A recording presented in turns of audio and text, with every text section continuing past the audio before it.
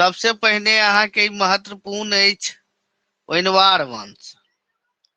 ओनवार वंश मैथिली साहित्य में जा धेर ओनवार वंश, कर्नाट वंश, खंडवाला वंश नहीं जानबे ता धेर अहाँ मैथिली के किछ नहीं जानलियै।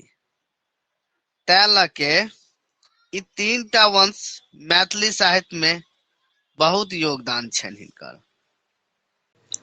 जँ अहाँ सब मैथिली से संबंधित कोनो भी एग्जाम के तैयारी करै छी, जेना NTA, UGC net, BPSC, TRE, Bihar STET, Bihar state, विभिन्न प्रकार के एकेडमी जेना UG, PG, कोनो भी प्रकार के मैथिली से संबंधित अहाँ सब तैयारी करऽ चाहै छी तऽ एखन विशेष ऑफर होली के लऽ के चलि रहल अछि। अहाँ हमरा से संपर्क कऽ सकै छी 82 10 28 8007 एही नंबर पर अहाँ गप कऽ सकै छी। ओना डिस्क्रिप्शन में सेहो अहाँ के नंबर दऽ देल गेल अछि। सबसे पहले अहाँ के अबै ओनवार वंश। ऐसे पहले हम खंडवाला वंश पर चर्च कर देने रही। आइ हम ओनवार वंश पर चर्च कर रहल छी। ओनवार वंश के उद्भव कहिया भेल? जो क्वेश्चन अहाँ सबसे पूछे ओनवार वंशक उद्भव कहिया भेल तऽ 14वीं शताब्दी में भेल। कहिया भेल तऽ याद रखब अहाँ सब 14वीं शताब्दी में। ओनवार वंशक संस्थापक के छलाह से क्वेश्चन अहाँ के रहे छै। तो ओइसे पहले हम एकर ओनवार वंश से हम अवगत करा दी। ई देखियो, ई हमर जे भी टॉपिक बनल छै वन लाइनर टाइप के बनल छै। एही पर हम सब्जेक्टिव टाइप के अहाँ के क्लास देब। पहिल की मिथिला पर अनुमानित छै यहाँ के ओनवार वंश 1353 ईस्वी के 1353 से ल क 16वीं या 16वीं सेहो कह सकै छियै शताब्दी धरि। मैथिली में अहाँ के देखबै 16वीं सेहो कहल जाइ छै। तब देखियो,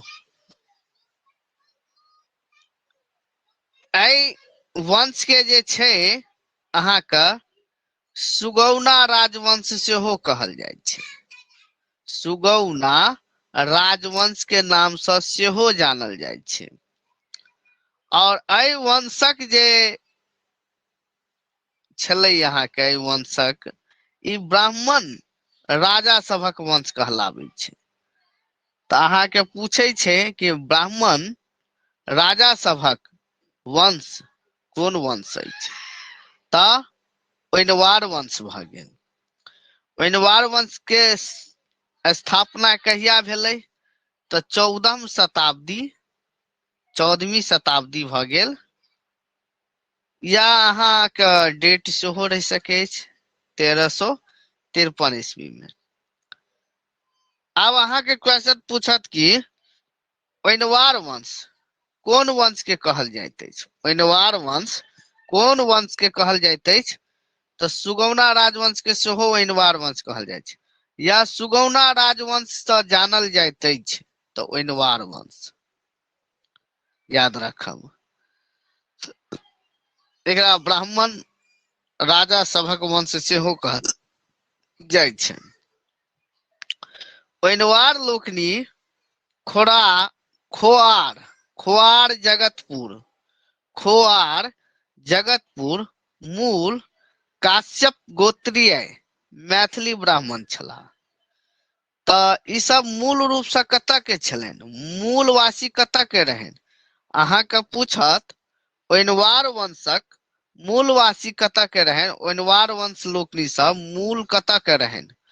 तो खुआर जगतपुर के रहनि। कतऽ के? खुआर जगतपुर। देखियो, आब वंश के किछु एकटा लत्ती फत्ती टाइप के छै अहाँ के। जेना सबसे पहिने एहिमे देखियो कि कहल जाइ छै कि एहि वंश में एहि वंश के केओ जयपति नामक व्यक्ति छलाह। सबसे पहिने के छलथि? जयपति। आब जयपति के जे पुत्र रहे अहाँके ओ के रहे? जयपति के जे पुत्र रहे अहाँके हिंगू रहे। खैर ई समझियो क्वेश्चन कोन कोन पूछल जाइ छै ओ हम अहाँके अवगत करा दै छी, मुदा ओकर जाननाइ तऽ जरूरी छै ने।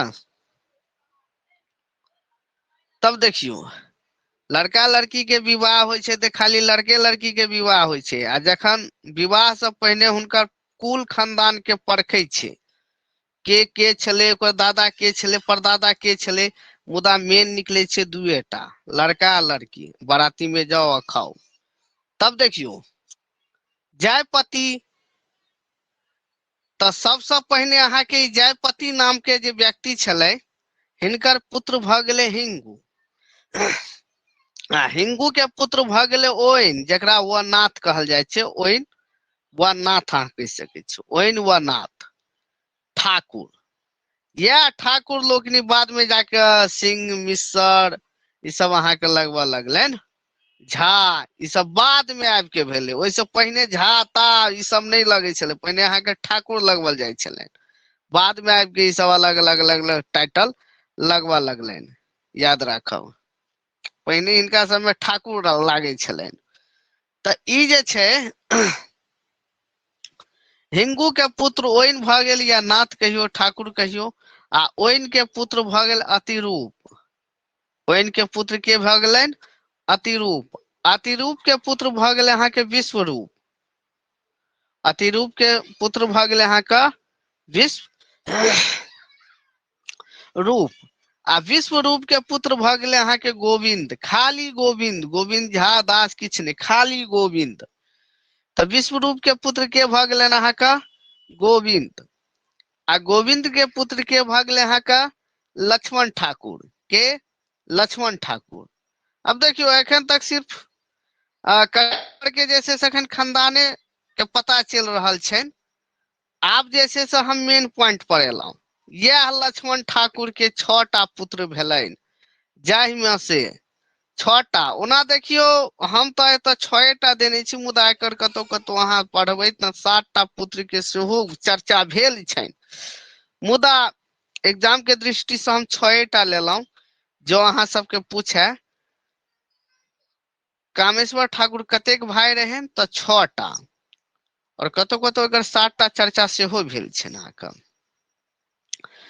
तऽ लक्ष्मण ठाकुर के पुत्र अहाँके भऽ गेल कामेश्वर ठाकुर, हर्षण। देखियौ एकरा याद करैके एकटा ट्रिक जानि लिअ। कामेश्वर, आ कामेश्वर के बाद एकटा रामेश्वर सेहो अबै छै, जेकि हम नहि देने छियै पीडीएफ में। 7 टा छै, मुदा 6 टा एग्जाम दृष्टि से 6 टा मानू, कियाकि यूजीसी नेटो में पूछि चुकल छै। 6 टा रहै छै। कामेश्वर रामेश्वर एकटा सेहो होइ छै। कामेश्वर रामेश्वर देखियौ एहिमे 6 टा छै, मुदा हम रामेश्वरो जोड़ि रहल छी। अहाँ सब नोट करऽ चाहब तऽ कऽ सकै छी। कामेश्वर रामेश्वर हर्षण त्रिपुर तेवारी सलखन गौर। 6 टा। कामेश्वर रामेश्वर हर्षण, जकरा हरिसेन कहल जाइ छै, हर्षण, जकरा ई कोष्ट में देखै छियै हरिसेन। कामेश्वर कामेश्वर रामेश्वर हर्षण त्रिपुर तेवारी सलखन गौर। 6 टा पुत्र भेलै। एहि 6 भाई में सबसे प्रसिद्ध के भेला? कामेश्वर ठाकुर। तऽ अहाँ सबसे पूछत ओइनवार वंशक संस्थापक के छलाह? तऽ कामेश्वर ठाकुर। याद राखब। अतः क्वेश्चन कैटा बनलै? ओइनवार वंशक संस्थापक के छलाह? कामेश्वर ठाकुर। ओइनवार वंश के और कोन वंश के नाम से जानल जाइ छै? सुगौना राजवंश। ई ब्राह्मण राजा सबके वंश छलनि। आ ख्वार जगतपुर, ई मूलवासी कतऽ के रहनि? ख्वार जगतपुर के वासी रहनि। एकर अहाँके जे छै उद्भव कहिया भेलनि? ओइनवार वंश के उद्भव कहिया भेलै? तऽ 14वीं शताब्दी अर्थात 1353 ईस्वी में। याद राखब अहाँ सब। तकर बाद देखियौ तऽ एते अहाँके ऑब्जेक्टिव कवर करे के छै। बाकी बाकी सबटा जांचे पड़ताल छै। तब देखियो एहि सब भाई में केवल कामेश्वर कामेश्वर ऐतिहासिक व्यक्तिक रूप में प्रसिद्ध भेला। तब जान गेलौं कि ओइनवार वंशक संस्थापक के छलथि तऽ कामेश्वर। आब देखियो 12 भऽ गेल। एहि वंशक कामेश्वर ठाकुर प्रथम राजा भेला और संस्थापक कहियो, जनक कहियो, जे नाम से अहाँ जनियौ। तकर बाद 13 देखियो हिनका उपाधि की छलनि तऽ ही अहाँ के राज पंडित कहलाबै छलनि। की राज पंडित नाम से सेहो जानल जाइ छलै। आ राय के उपाधि हिनका सेहो भेटल रहनि। राय के उपाधि किनका भेटल रहनि? कामेश्वर ठाकुर के कोन उपाधि भेटल रहनि तऽ राय के उपाधि। कोन चीज का? राय का। आ राज पंडित उपाधि से सूचित होइत अछि जे कामेश्वर राजा बनबा से पहिने कर्नाट राजा सबके पंडित छला। आब एकरा राज पंडित किया कहल जाइ छै? किया कहल जाइ छै राज पंडित? ई ओइन कर्नाट वंश जे छलै ने अहाँके कर्नाट वंश, जाहिमे तऽ हिनकर जे खानदान सब जे छलनि अहाँके ओ कर्नाट वंश के राज पंडित। पहिने जे विद्वान लोकनि सब छलै तऽ ओ राजे महाराजा के जे छै से दरबारी पंडित सब रहै छलै ने, आ हुनका लेल वर्क करै छलथि। हुनका जे छै से जे एखन अहाँ सब मुंशी तुंशी जे बनै छियनि या बनै जाइ छनि तऽ तहिना ओ पहिने अहाँके जे छै से मतलब एखुनका जे छै से ओ पहिने जे छै से पढ़ल लिखल जे रहै छलै तऽ ओकरा पंडित अहाँके राज पंडित होइ छलै। ओ अपना बारे मे या किनको यानि किछो हुनका से रचना कराबै के रहै छलै तऽ ओ आदेश दै छलै तऽ ओहि हिसाब से ओ कविता उविता काव्य ताव्य जे ओ रचै छलनि। तऽ तें लऽ के हिनका राज पंडित कहल जाइ छनि। तऽ ई अहाँके कर्नाट वंश के कर्नाट वंश सब जे छलै तऽ ओहिमे अहाँके जे छै से ई सभापति सब सेहो छलनि। तब देखियौ कामेश्वर ठाकुर के पुत्र भऽ गेल भोगीश्वर आ भवेश। एतऽ गलत हेतै, एतऽ मिस्टेक भऽ गेल छै, पूर्ण पीडीएफ पर हम दऽ रहल छी क्लास। ई भवेश हेतै एतऽ। भोगीश्वर और भवेश भऽ गेल अहाँके। तब देखियौ आब तऽ जँ अहाँ से पूछि लिअ कि कामेश्वर ठाकुर के कतेक पुत्र छै तऽ 2 टा, भोगीश्वर और भवेश। भवेश हेतै, हालांकि पीडीएफ के हम करेक्शन करके पठा देब मिस्टेक में। भोगीश्वर के जे पत्नी रहै हुनकर नाम की रहे? पद्मावती। यह पद्मावती अहाँ कतौ ने कतौ नाम सुनैत हेबै, पद्मावती पद्मावती। तऽ पद्मावती नाम रहनि जे भोगीश्वर के कनिया रहनि। और भोगीश्वर जे छै अहाँके 33 वर्ष तक राज कयलनि। ई सब खैर यूजीसी नेट के लेवल चलि जाइ छै तऽ ई सब में अहाँके नहि पूछत, लेकिन जाननाइ तऽ जरूरी छै, एक बार जाननाइ जरूरी छै। तऽ इएह भोगीश्वर जे छलै अहाँके 33 बरख। भोगीश्वर कतेक बरख तक राज केलनि तऽ 33 बरख तक।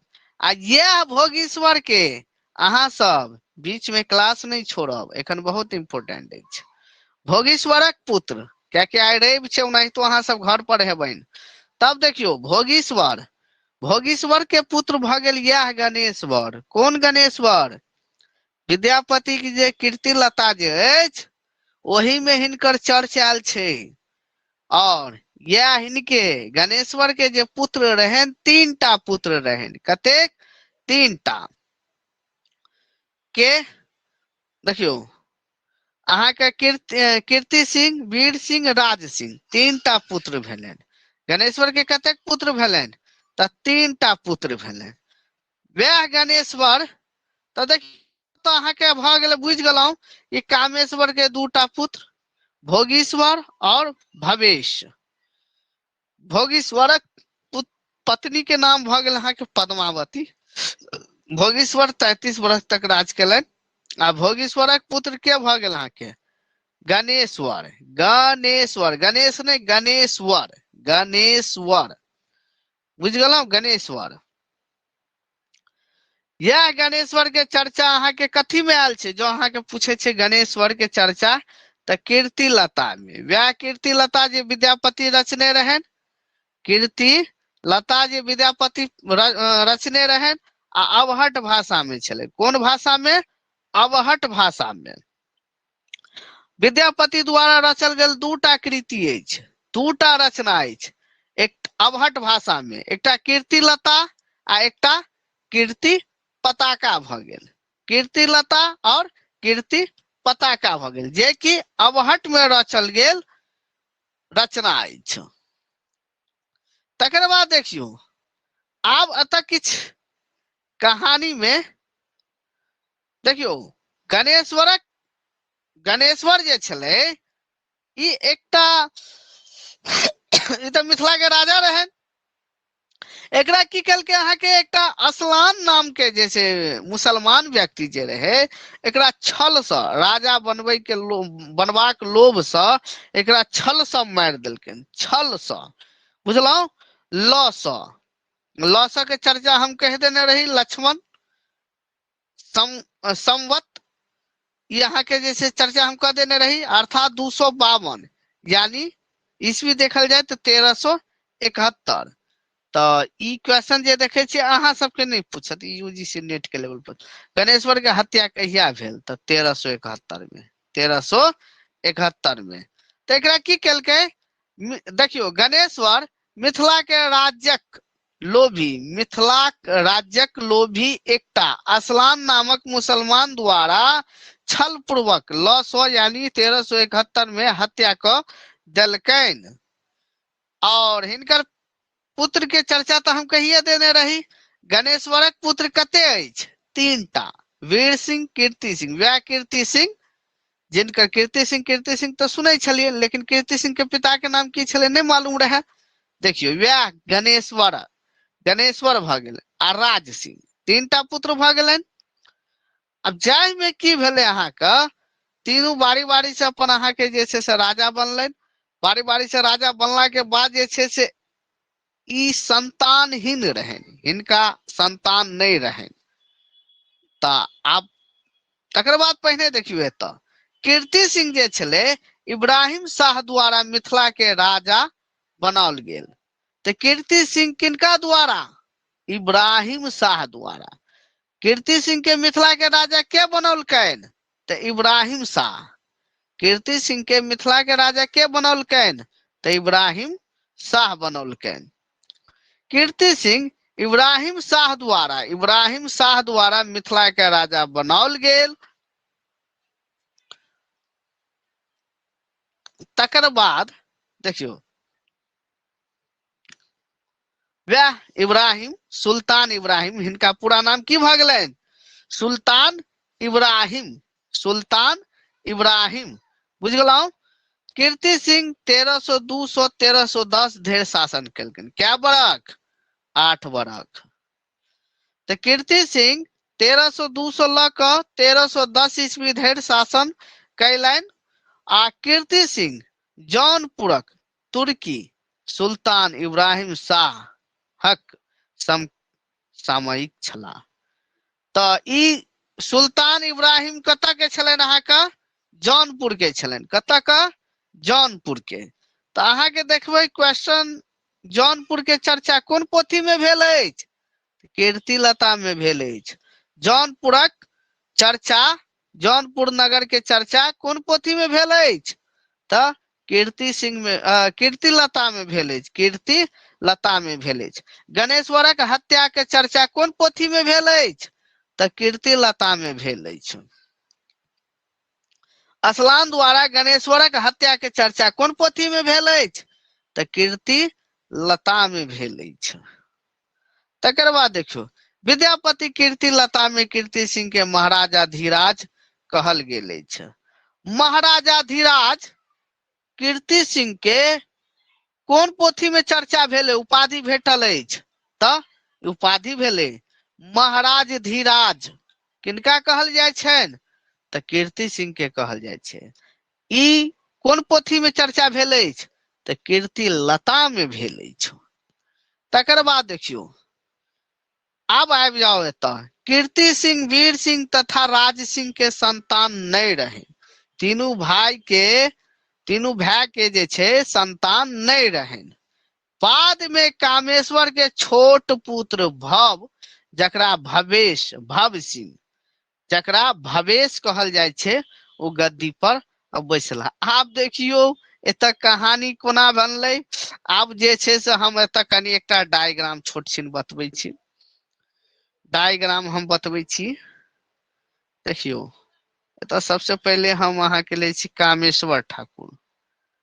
कामेश्वर कामेश्वर कामेश्वर ठाकुर। चलू, कामेश्वर के पुत्र भऽ गेल अहाँके भविष। भविष भविष भविष भविष्वर भविष्वर भविष्वर हेतै। और ई अहाँके भऽ गेल भवेश या भव सिंह। भवेश या भव सिंह। भव सिंह हम लऽ लै छी भव सिंह।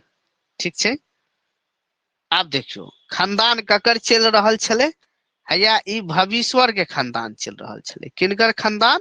भविष्वर के। तऽ भविष्वर के पुत्र गणेश्वर। गणेश्वर गणेश्वर।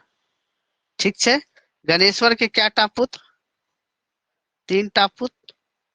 कीर्ति सिंह, कीर्ति सिंह, वीर सिंह, वीर सिंह आ राज सिंह। आब ई कहू हमरा कि कामेश्वर आ कतऽ ई कीर्ति सिंह, वीर सिंह आ ई राज सिंह, यानी क्या खानदान भेलै? कामेश्वर और ई दुनू भाई भऽ गेलै अहाँके भविष्वर आ भव सिंह, भवेश सिंह। ई दूटा भाई भऽ गेलै, यानी एतऽ 2 खानदान। एतऽ गणेश्वर पर आबि गेलहुँ 3 खानदान। गणेश्वर पर आबि गेलहुँ 3 खानदान। आ गणेश्वर के जे छै से अहाँके 3टा पुत्री, चौथा खानदान भऽ गेलै। आब ई कहियो ई तीनू संतानहीन भेलै। आब ई तीनू संतानहीन भेलै तऽ हिनकर कीर्ति सिंह के यानी पिताजी भऽ गेलै गणेश्वर, तऽ कीर्ति सिंह के भविष्य के भऽ गेलै दादाजी। आ भविष्य के पिता भऽ गेलै कामेश्वर, यानी परदादाजी।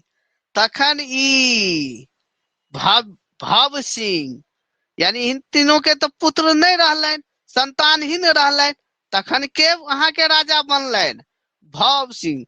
आब कखनो कखनो हमरो दिमाग चकरा जाइ अछि कि बाप रे बा, 5वां खानदान जाके बूढ़ा अवस्था में जे छै से बनल हेता।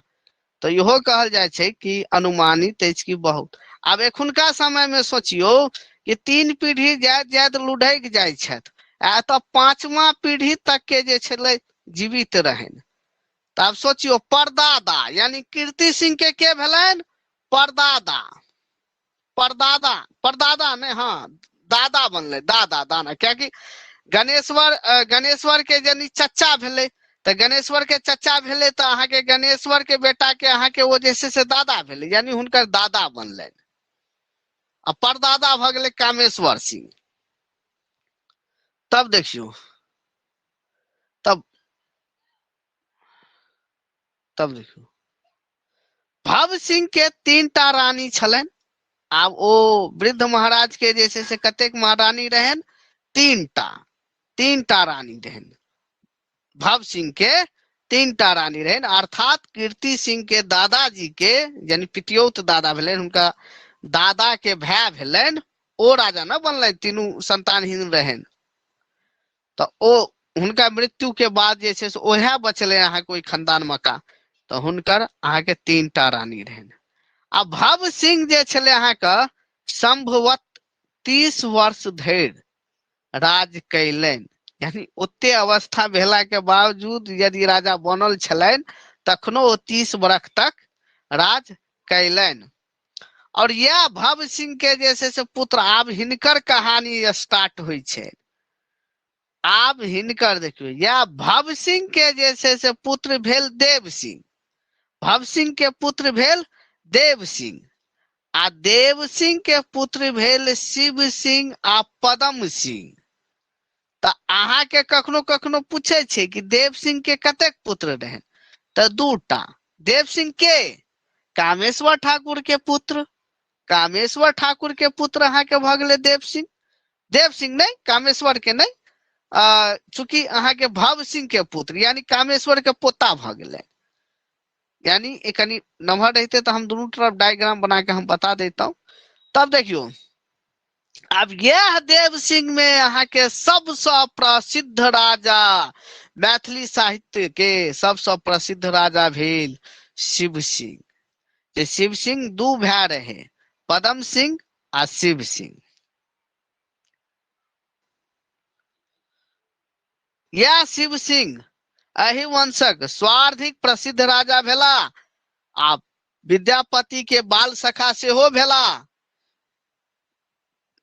विद्यापति शिव सिंह से 2 बरख जेठ रहन, यानी विद्यापति से शिव सिंह 2 बरख छोट रहन। और पुरुष परीक्षा हिनके आज्ञा से लिखल गेल। पुरुष परीक्षा जे कृति छे, रचना छे विद्यापति के, से हिनके आज्ञा से लिखल गेल अछि। यह पुरुष परीक्षा 4 परिच्छेद में विभाजित अछि। कतेक परिच्छेद में? 4 परिच्छेद में विभाजित अछि। जाय में टोटल कुल कथा कते अछि? 44 टा। 44 टा कथा अछि। आ पहिल परिच्छेद में कते कथा अछि? पहिल परिच्छेद में कते कथा अछि? तो पहिल परिच्छेद में अहाँ के 8 टा कथा अछि। कते कथा अछि? 8 टा कथा अछि, याद राखब। तब देखियो, आब ई 30 भ गेल विद्यापति, यानी विद्यापति के जे छै से अहाँ के शिव सिंह छले अभिनव जयदेव। अब अभिनव जयदेव, अभिनव जयदेव के उपाधि जे छै के देने छनि अहाँ के? विद्यापति के। यह शिव सिंह देने छै अहाँ के। आ बिस्फी गाम जे छै हिनका दान स्वरूप, हिनका राज तिलक जखन भेल रहन अहाँ के शिव सिंह के, तो विद्यापति के दान में देने रहन अहाँ के बिस्फी गाम। कवि कोकिल विद्यापति हुनकर मित्र, मार्गदर्शन तथा परामर्श दाता परामर्शदाता छलथिन आ संग संग हुनक जीवनी लेखन सेहो छलनि। हिनकर जीवनी लेखन सेहो छलनि। तब विद्यापति के जे छै, हाँ, कीर्तिलता में तो कीर्ति सिंह के यशोगान छलनि। आ कीर्ति पताका में किनकर यशोगान छलनि? कीर्ति पताका में, कीर्ति पताको तो अहाँ के अवहट पोथी रहन। विद्यापति के रचित 2 टा पोथी भ गेल, कीर्तिलता आ कीर्ति पताका। तो कीर्ति पताका में जे छै से यह शिव सिंह के यशोगान रहन। शिव सिंह के अहाँ के यशोगान रहन, बखान रहन।